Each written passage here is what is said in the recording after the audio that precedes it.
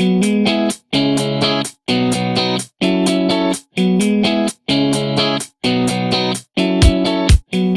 to video podcast number 8 at the Renovation Place, your trusted source for all things home renovation. I'm Joel. I'm an architect and renovation contractor in suburban Chicago. I have a passion for design, renovation, and helping people achieve their dreams at home. Today, we're going to talk about a topic that I deal with a lot when I'm meeting with new clients or going on sales calls or talking to current clients, and that's remodeling for resale. Okay, and what I mean by that is I don't mean that you're remodeling the house to turn around and try and sell it. Okay, this website isn't necessarily about that. Remodeling for resale means what kind of decisions should you make during the course of your remodel or renovation that will either help or hurt you when you go to sell the house. Okay, so there's certain things that would influence your renovation project. Okay, and you don't want to let resale influence your renovation project too much, but you certainly want to be considering it unless you're elderly and you have no kids to leave your house to, and you really don't care what happens to your house when you go to sell it, because somebody else will be selling it or some estate will get it. But you need to make sure that you consider these things no matter what. And some of the decisions are pretty easy, you know, and some of them there's a little more of a gray area, and you might be wondering, well, does this really matter when I go to sell the house, or should I really be considering this? The biggest factor to any renovation project and resale is the time that you're going to stay in the house. How long are you going to stay in your home? If you're remodeling your house and you're going to be moving in 6 months, then you want to be thinking a whole lot about resale. If you're remodeling your house and you don't plan on moving, you don't really have any plans, you may be planning on retiring in the home, or you're going to be there for the long haul, then you can take a few more liberties. You don't have to be quite as careful about what you do. All right. So when considering a renovation versus a resale, what are some of the basics that we need to consider? All right, there's some basic, what I'm going to call basic don'ts, all right, things not to do when you're renovating. Some of the biggest things that you shouldn't do is remove bedrooms or bathrooms. Okay, taking out a bedroom or a bathroom may seem like a great idea at the time. You take that itty-bitty little bedroom that's considered the third bedroom and you combine it with the one next to it and make this colossal bedroom. Could be really cool, but if you go to turn and sell the house in a few years or in 10 years even, your house is going to be compared to other houses in the neighborhood that only have 2 bedrooms, and their value is going to be a lot lower. So taking out a bedroom or a bathroom, you have to give that a lot of thought. And like I said, a bathroom too. Maybe you want to take out the hall bath and combine it with the master bath to make that your master just awesome. And it could be really neat. And if you're empty nesters, you think, oh, that makes a lot of sense. But then when you go to sell your house later, or you give your house to your kids when you pass on, they're stuck with a house that's worth a whole lot less. And a lot of people are going to walk into that home when you're trying to sell it, and they're going to go, wow, what happened here? It doesn't even have a hall bath. Where are my guests going to go to the bathroom? Where are my kids going to go to the bathroom?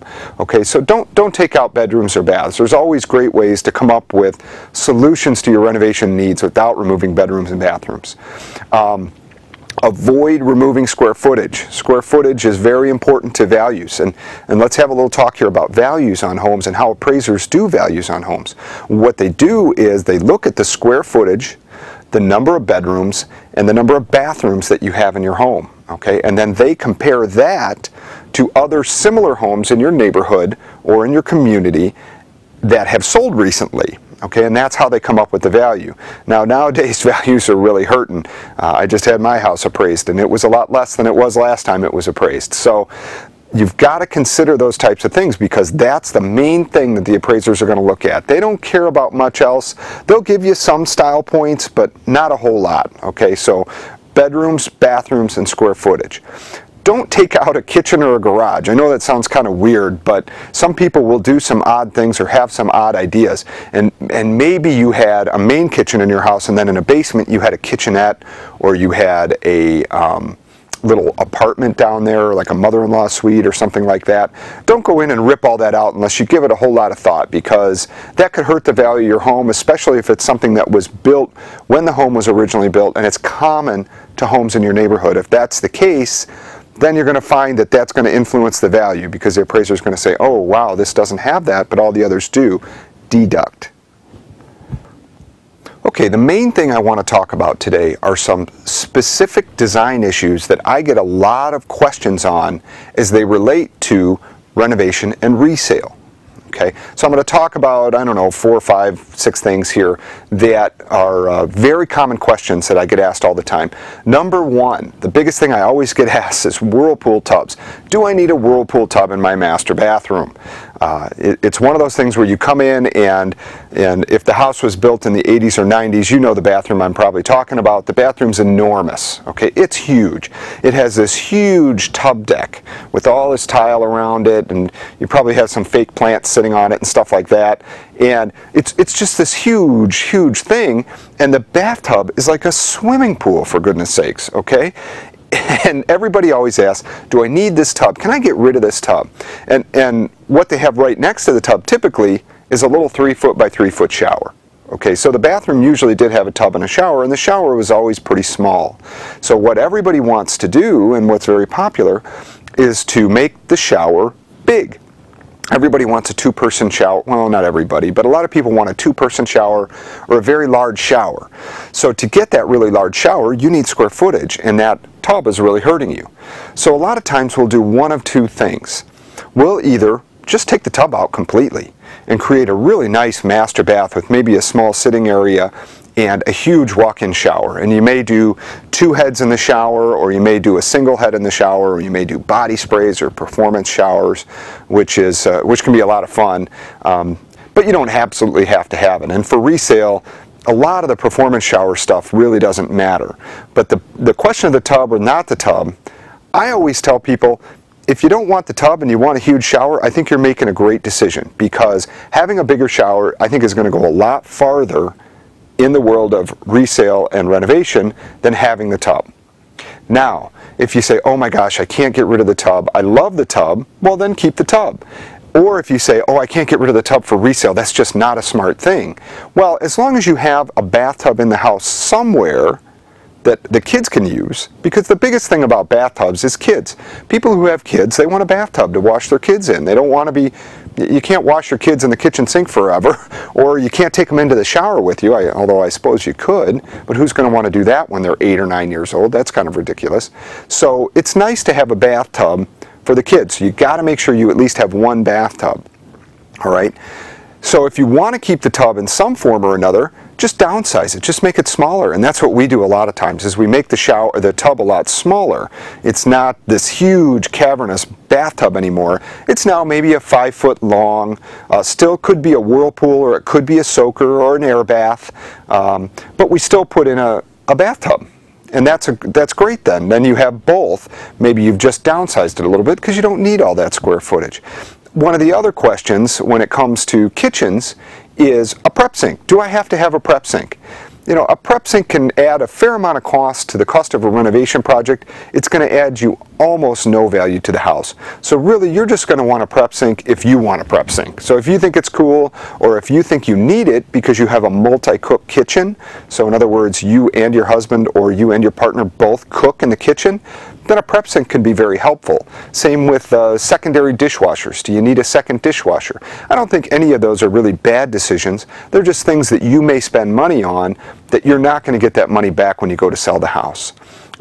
Along the lines of appliances are very high-end appliances. So do you consider doing the double fridge, you know, the big built-in 4-foot wide fridge? They're really cool. Again, you're not going to get a lot of money for those when you go to sell. So people are just going to look at that and they're going to say, okay, yeah, it has a fridge. They're not going to say, oh, it has a Wolf, or it has a Sub-Zero built-in double fridge. No, they're not going to look at that so much. They may look at it if you have additional refrigerators like beverage fridges or wine fridges or things like that. You'll get a little bonus for those, but again, not huge dollars. Another one that I get a lot of questions on are fireplaces. Do I have to have a fireplace for resale? And again, it comes back to whether or not other homes in your neighborhood that are similar to yours have a fireplace. So if for some reason when your house was built and there was a perfect spot for a fireplace and they decided not to build it, or for some reason decided not to put it in, but every other house in your neighborhood has a fireplace, then you could be in trouble. You're going to lose value that way. So adding that fireplace is going to bring the value up in your house. Now, if none of the homes in your neighborhood have a fireplace and you spend thousands and thousands of dollars to add a fireplace, whether it's a full masonry fireplace or a little gas burning fireplace, you're going to get some appreciation in the value of your home, but not a whole lot. Again, it's got to be one of those things that's just there for you.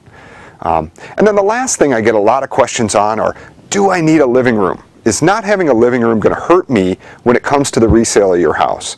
And the reason I get that question a lot is because people maybe need square footage for other things in their house, and they've got this living room with all this furniture in it, or maybe it doesn't have any furniture in it, and they need to know, can I get rid of that living room and create myself a better space?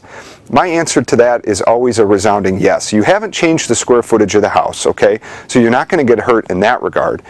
And you're really not going to get hurt all that much on the value, because what's going to happen is you're going to make another space in the house so much better. And a lot of times, what I mean by that is, a lot of times what we'll do is we take out the dining room and assume it into the kitchen to make the kitchen bigger, okay, and then move the dining room into the living room space. A lot of times, we've done that several times in the history of our company.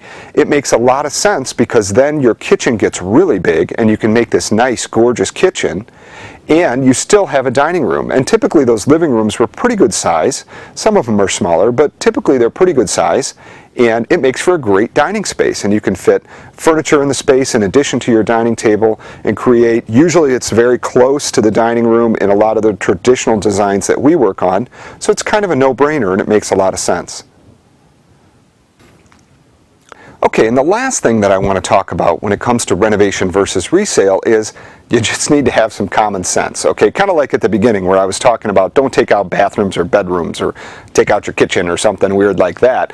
But there's other things that are a little, maybe not quite as obvious, that I want to talk about. And that's like things where you go into your living room and you say, oh, I have this TV. I love my little 24-inch tube TV. It's a beautiful thing. I'm going to build this big custom built-in video cabinet for my TV and all of my beta tapes.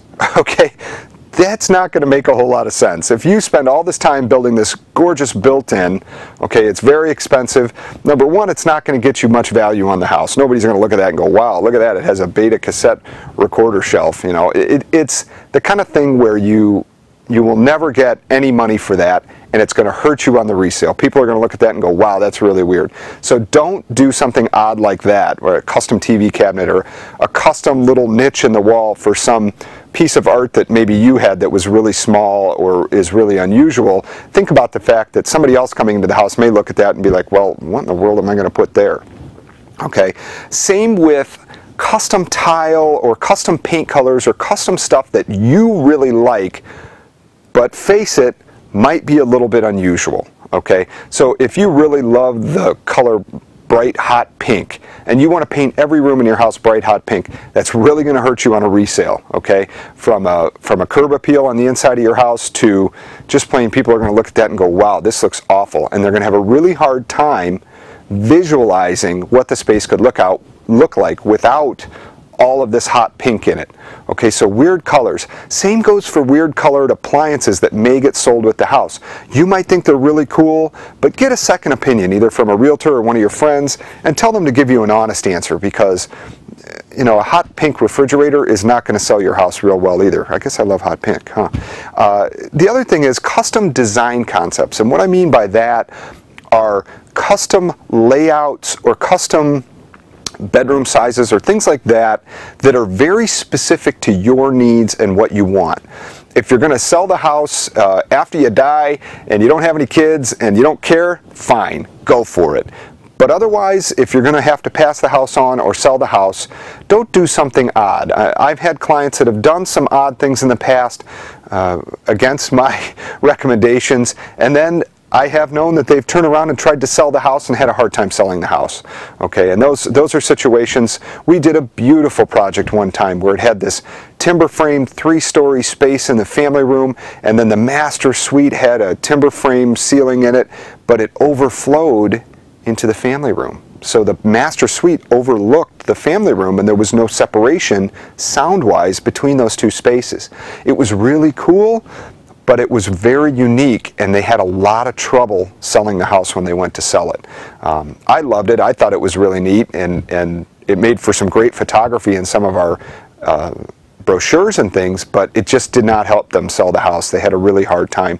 They also did the same kind of concept between their master bath and a sitting room next to it. It was kind of open. I mean, you could see the bathtub through some doors that opened up between the two spaces. It was a little unusual. The client really wanted it specifically for them, and it really hurt them on the resale. They had a hard time selling the house. And then I kind of alluded to this before, but purple siding, you know, weird colors, doing things like that. And that goes for the outside too. Okay, so outside of your home, you may really like the color deep blue navy, but not everybody would. You might want to consider doing something that isn't quite as unusual, okay, because unusual is going to be hard to sell. And that's where curb appeal kind of comes in. I've talked about curb appeal on the inside and the outside of the house. Curb appeal to me is not necessarily value added, but it's the wow factor. Okay, so when somebody comes to your house and they're looking to buy it and they drive up and they go, whoa, this looks really nice, that's a bonus. That's going to help you sell your house faster, and you'll probably get a little bit more money for it. And so there's going to be less haggling. But if they drive up and you have, you know, you still have black louvered shutters and you've got some really ugly front door or something and the trim's fallen off of it and the landscaping looks terrible, that's not going to help you on the curb appeal, okay? So curb appeal is always a great place to spend your money on the house, just as long as you make good decisions. Well, I hope you found my primer on renovation versus resale really helpful. If you have any questions, you can shoot me an email, or I'd like you to make sure that you go to my website, okay, and sign up for my free PDF on how to hire the right contractor and avoid the mistakes that a lot of people make when they hire contractors. So until next time, thanks for watching.